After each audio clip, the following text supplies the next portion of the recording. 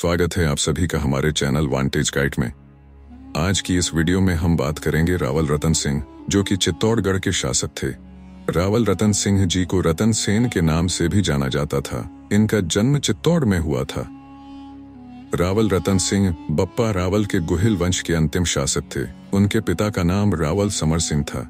अगर इतिहास के पन्नों में रावल रतन सिंह की खोज की जाए तो लगता है कि शायद रतन सिंह गाथा कलम से नहीं बल्कि तलवार से लिखी गई थी, क्योंकि कई इतिहासकार जैसे कर्नल जेम्स टॉड, गौरीशंकर हीरा चंद्र ओझा अलग अलग मत रखते हैं। कुछ लेख भी उनकी मृत्यु के करीब 300 साल बाद लिखे गए, पर मुख्यतः जिसे इतिहासकारों द्वारा स्वीकार किया गया वह जानकारी हम आपके सामने प्रस्तुत करते हैं।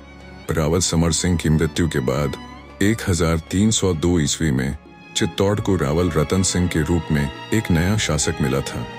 उनकी पत्नी का नाम रानी पद्मिनी था, जिन्हें पद्मावती के नाम से भी जाना जाता है। रानी पद्मावती के पिता का नाम गंधर्व सेन था और माता का नाम चंपावती था।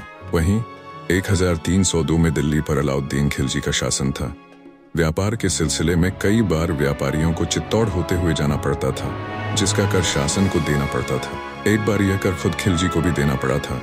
साथ ही चित्तौड़ दुर्ग सामरिक दृष्टि से भी बहुत महत्वपूर्ण था। अलाउद्दीन एक बहुत ही महत्वाकांक्षी व विस्तारवादी नीति का व्यक्ति था। कहीं ना कहीं उसके मन में चित्तौड़ पर कब्जा करने की एक ख्वाहिश थी। चित्तौड़ पर जीत हासिल करना कोई आसान काम नहीं था। इसी बीच इस कहानी में एक नया किरदार सामने आता है जो कि खिलजी की मदद करता है, जिसका नाम था राघव चेतन, जो कि तौड़गढ़ में पंडित था। वैसे तो राघव चेतन एक विद्वान पंडित था, पर कहीं ना कहीं रानी पद्मिनी की सुंदरता पर उसकी नीयत खराब थी।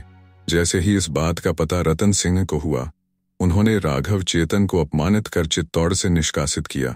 इस अपमान ने राघव चेतन को विद्रोही बना दिया और राघव दुश्मन खिलजी के खेमे में जा मिला, जहां उसने चित्तौड़ दुर्ग के बारे में कई जानकारियां खिलजी को बताई, चित्तौड़ की भौगोलिक महत्व के बारे में बताया, साथ ही रानी पद्मावती की सुंदरता का बखान किया। आज हमें सिर्फ यह बताया जाता है कि यह युद्ध सिर्फ रानी पद्मिनी के लिए लड़ा गया था, पर यह अर्ध सत्य है। खिलजी का मुख्य उद्देश्य चित्तौड़ फतेह करना था। अब खिलजी ने चित्तौड़ किले की घेराबंदी कर दी, पर किले के अंदर पानी के 84 तालाब थे, खेती के लिए खेत थे। साथ ही किले की दीवार आक्रांताओं को रोकने में सक्षम थी, जिसका नतीजा यह हुआ कि खिलजी को करीब 6 महीने किले के बाहर बैठना पड़ा। इसमें खिलजी की सेना को बहुत नुकसान हुआ। कहीं ना कहीं खिलजी के पास अब एक रास्ता, संधि ही बचा था। खिलजी ने रावल रतन सिंह को संधि के लिए बुलाया। संधि किले के अंदर हुई।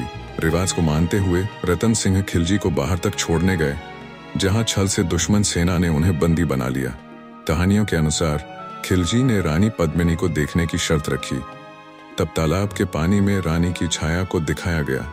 रावल रतन सिंह को छोड़ने के लिए खिलजी ने रानी पद्मावती की मांग की, पर रानी भी आखिर क्षत्राणी थी। चतुर होने के साथ साथ युद्ध कला की माहिर थी।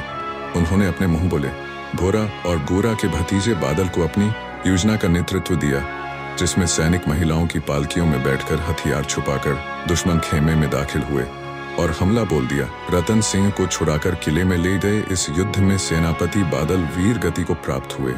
तब किले में भी रसद और जरूरत के सामान की कमी हो रही थी। भूख से तड़पना राजपूत सेना को मंजूर नहीं था, इसलिए शाका करने का निर्णय लिया गया, जिसमें पुरुष केसरिया साफा पहनकर युद्ध क्षेत्र में जाते हैं, जहां या तो युद्ध में जीत होगी या वीरगति। वही क्षत्राणी वीरांगनाओं ने युद्ध में हार के बाद अग्नि में खुद का समर्पण किया। सोचिए कितना दुखद अंत हुआ होगा योद्धाओं का, वीरंगिनियों का। इसलिए आज भी राजस्थान में वीरंगिनियों को देवी का दर्जा दिया जाता है। इस युद्ध के साथ ही खिलजी का चित्तौड़ पर कब्जा हुआ। गुहिल वंश की रावल शाखा का अंत भी रावल रतन सिंह के साथ ही हुआ। पर अभी भी अलाउद्दीन खिलजी का मन नहीं भरा था, इसलिए आम नागरिक और कुछ सैनिकों को मिलाकर करीब 30 लोगों की हत्या चित्तौड़गढ़ किले के अंदर की गई थी। युद्ध के बाद अलाउद्दीन अपने बेटे खिज्र खां को चित्तौड़ की गद्दी सौंपकर चला गया तथा चित्तौड़गढ़ का नाम परिवर्तन कर खिजराबाद कर दिया गया था। हालांकि आगे की वीडियो में आप देखेंगे कि फिर से बप्पा रावल की दूसरी शाखा सिसोदिया वंश का वहां पर स्वामित्व हुआ। इसी के साथ ही आज की इस वीडियो का अंत करते हैं।